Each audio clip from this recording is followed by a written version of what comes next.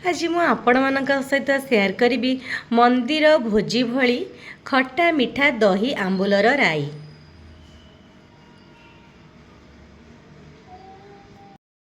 नमस्कार, जय जगन्नाथ। मु रोजालीन मो होम फूड चैनल को आपण समस्त को स्वागत करुच्ची। दही आंबुलर खट्टा मिठा राई बनवाई एठी मु 5 ରୁ 6टी आंबुल को 2 घंटा गरम पानी भिजेकी रखी। भिजेकी रखिले कौन हम ना ता उपरटा सॉफ्ट हो खाइबा को बहुत बढ़िया लगे। एबे चलतु आंबुल सहित आमको आउ कौन सामग्री दरकार देखने। यही खट्टा मिठा आंबुल राई बनवाई आमको यही सब सामग्री दरकार। एटी सोरिष मु 3 चामच नहीं, गोटे कंचा लंका नहीं। आपड़ जदि अधिक राग खाऊे आउ लंका नहीं पारे। नड़िया कोरा नहीं, दही नहीं, चीनी नहीं। आपड़ चीनी बदल में गुड़ भी नहीं पारे। आउ छुंक देवाई 5 फुटण सुखिला लंका भुसुंग पत्र नहीं। सोरिष कंचा लंका नड़िया कोरा को भल भाव में ग्राइंड करने। नड़िया कोरा कंचा लंका सोरिष को मु चिकण भाव बाटी नहीं। ये देखुवे आंबुल जो भिजे कि पानी रखी अधा पानी खट्टा पानी एथरू मु काढ़ी देछि। जितेबाला आम आंबुल राई बनइबा देखिबा जदि बेसी खट्टा हो कारण दही पड़ुछि आंबुल भी खट्टा, तो यहाँ आम पर टेस्ट करके देबा। ए आंबुल रे एबे आम दही मिसेइबा।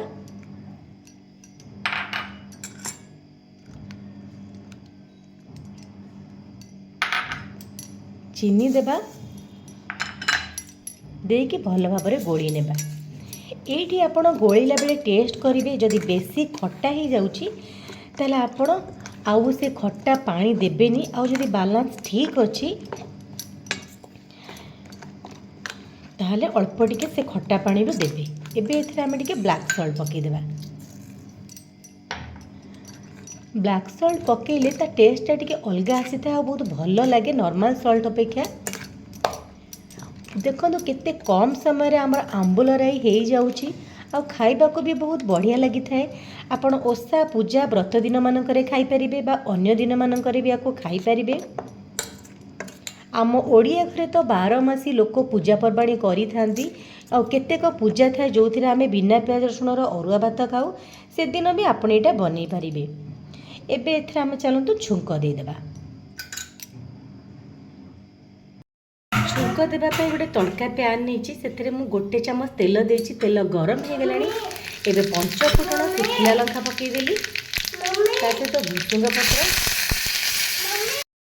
एबे एथरे आमे छुंक देदेबा, देकी मिक्स करदेबा। आ लास्ट को आमे जदि टेस्ट करेंगे यहाँ टिके पानिया हो जाइए कि कौन हो लास्ट को टिके नड़िया कोरा ऐड करदेबे। खाइबा को यहाँ बहुत बढ़िया लगी थाए। घर को जदि गेस्ट आसुँच भी आप बनईकी दे पारे। एबे आमर खट्टा मिठा आंबुल राई खाइबा पई एबे रेडी। जदि आज रेसिपी आपण मानकु भल लगे मो वीडियो को लाइक शेयर करेंगे, चैनल को सब्सक्राइब करेंगे। Thank you.